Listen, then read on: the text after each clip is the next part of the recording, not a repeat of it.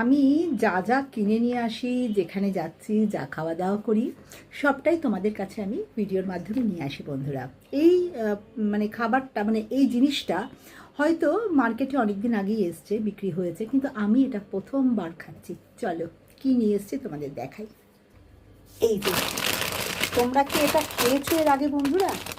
এই যে, এটা হচ্ছে ম্যাগি কোম্পানির এই একটা, আর একটা হচ্ছে এইটা, হচ্ছে এই যে এইটা, এই জিনিসটা, এইটা আমি খাইনি, এটাও খাওয়া হয়নি, এটাও এখনো খাইনি। তো তোমরা আমাকে জানাও এগুলোর কীরকম, মানে টেস্টটা কীরকম। আমি এখনও বানাইনি, আমি খেয়ে অবশ্যই তোমাদের কাছে নিয়ে আসবো। আর তোমরা যারা এগুলো খেয়েছো আমাকে ঝটপট লিখে জানাও এটা কীরকম। এটারই একটা চিজি, সেম একই জিনিস কিন্তু চিজি ফ্লেভারের ছিল, চিজি স্পাইসি। ওটা বেশ ভালো, একটা চিজের স্মেল আছে, তবে মশলাটা বেশি দিও না বন্ধুরা।